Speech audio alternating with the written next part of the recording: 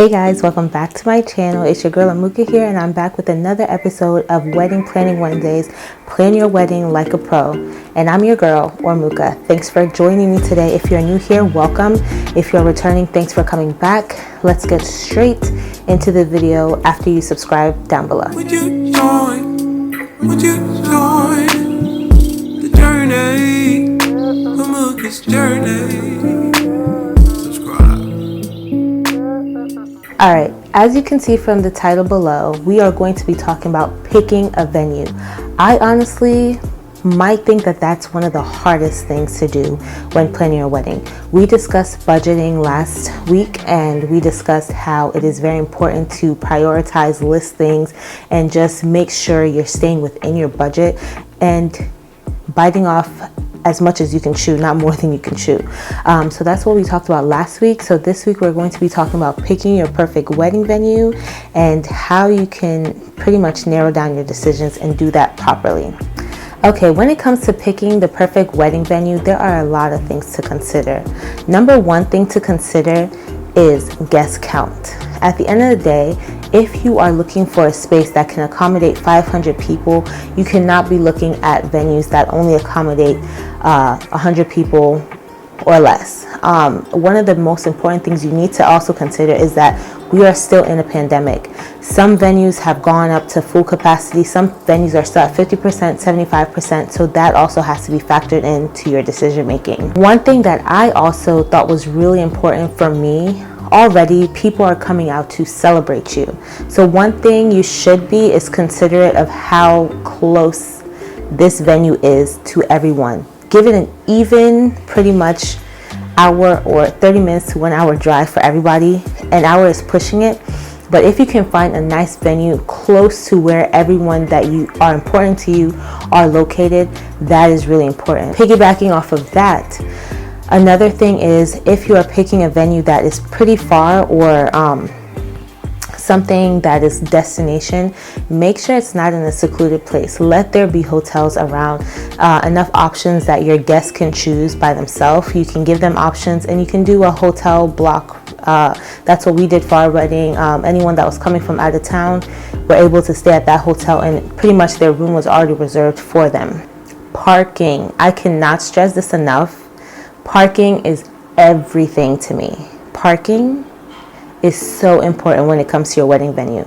You can have the most beautiful venue, but I'm telling you, if you have to park across the street and walk all the way to the venue, or have people parking somewhere extremely far, it is going to be very annoying to your guests and to you, because at the end of the day, you're the person that also has to get there. You may be late. They might not have reserved parking for the celebrants.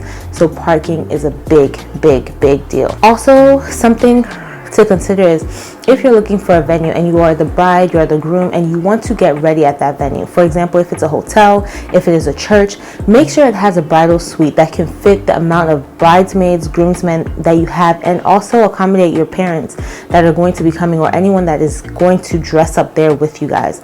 It is one thing to have a nice venue, but imagine you can't dress up there, so you have to spend money getting ready at somewhere completely different, and that's another like 15-20 minute drive, or 5-10 minute drive, however many minutes to get to your actual venue. That is something to consider. For me, for my wedding, I got ready at the church. Everything was at the church, and literally I lived 3 minutes away, but I was still late. So imagine if we didn't have that and I didn't get ready there, then it'll be a whole disaster driving from somewhere pretty far. Okay, after we talk about parking, if it's gonna accommodate your guests, another thing to think of, please, I hope everyone considers this: safety. I am a Black woman, a woman of color, and safety is a huge thing for me. I talk about it all the time. Please think about safety. Is it safe for other women that are going to be coming to your wedding, to your birthday, to your party, whatever event you're planning? I'm speaking on weddings now, so is it safe? If there are going to be people drinking, there are going to be people, doing whatever, or just tired in general, will they be able to walk to their car without feeling scared? Will their car be protected? All those type of things. look into the safety of the environment. When we were looking for our wedding venues, those were the questions I asked. How is the crime rate in this area? Is there a police station nearby? At nighttime, is it well lit? Those are very, very important, especially just, as a woman, you need to look out for other women. You never know. And I'm not just saying just for women, but I'm speaking from personal experience that as a woman, sometimes like you're just coming back from a party, you're looking beautiful, you're dressed up, you're in heels, so you can't even walk as fast. And then you have some random guy, and we've been seeing it on social media. It's not a bad thing for people to try and hit on you. No, that's not what I'm saying. What I'm saying is when it becomes aggressive and you're getting hit on by strangers and they're following you to your car and trying to get into your car or cursing you out because you're not interested. So you have to think of that. Is it safe? Will you have security guards provided, or just staff that will probably walk like the last couple of women out, like maybe the workers and stuff out? You need to think about everybody, not just the fact that you're having a wedding.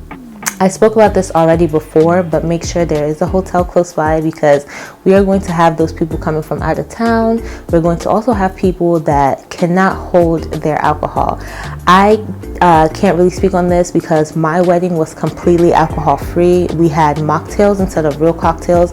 We did our wedding at a church, so there was no alcohol. Maybe there was alcohol in people's cars because it was stated that it is an alcohol free wedding. So that excitement y'all saw was strictly our genuine excitement and happiness. We did not have any alcohol, but I can't speak for everybody. I'm speaking personally for me and my ladies. But yeah, so I'm just saying, for the wedding, for us, we did not provide alcohol for the wedding. It was an alcohol-free wedding. Be considerate of people. If there's a hotel close by and you've done a hotel block, it is so easy for them to go to a hotel or have another person drop them off at the hotel, and you're not worried about people drinking and driving after leaving your event. Another thing to consider is catering and drinks. Is this venue going to provide a caterer? Is it going to provide the drinks? Because some venues, especially like hotels, they will recommend you just use their catering and get drinks from their bar, but sometimes that really doubles the price. That really doubles everything. So those are things to consider. If the venue provides it and it's more reasonable to do that, and you're not paying an arm and a leg, then fine. But if you are specific with what you want and you're like, no, I want my traditional food there, I want this, and I don't think your caterers can provide that, you can easily find a licensed caterer to do that for you. We spoke about guest count. I'm telling you, be very, very, very, very cautious with how you're looking at event spaces. I'm telling you from my experience. I went to so many venues. I toured so many venues, so many. And they were beautiful, but they were saying only 100 people. And I had 300 people. It's not realistic. It's beautiful, but then people are going to be standing, the place is going to be hot, and your decorations are going to be covered because there's too many people around. So that is another thing to consider. Lastly, I'm going to talk about price range. I know, money again. We just spoke about budgeting last week, and now here we are talking about money again. I'm sorry, but I have to be real with you, sis. If it is not in your price range, close your eye and keep it pushing. Go home, go. I'm sorry, but don't get your feelings hurt. That happened to me, and I'm telling you, these days wedding venues are just going higher by the day. Somebody told me their wedding venue was like in total, but the person got married years ago, that their total price was like 5,000 something, and my lowest quotes that we got, besides the location that we finally went with, was like 18,000. So I mean, our styles and stuff are different, but still, wedding prices, everything is going higher and higher. Especially, we just was in a pandemic.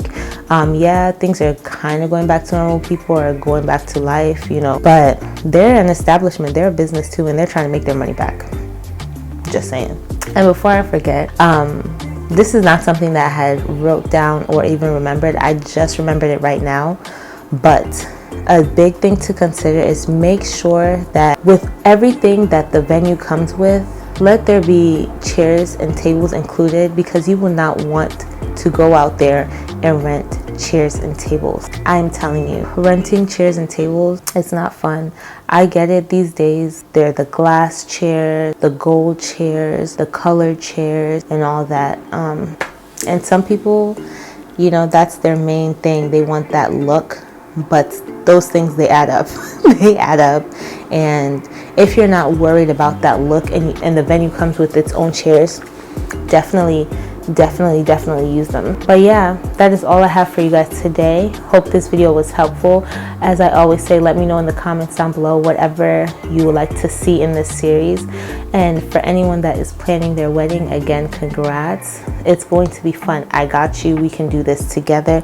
We can get through it, and we will not break the bank. So that is all I have to say about venues. That's the hard part. Once your venue is in place, everything else falls in place. Because if you don't have a venue, then you can't tell your photographer where to go. If you don't have a venue, the food people don't know where to go. Your cake person doesn't know where to go. Your guests don't know where to go. You can't send out invitations. Trust me, venue. That's why I made this video as the second episode. Venue is like right here on the list.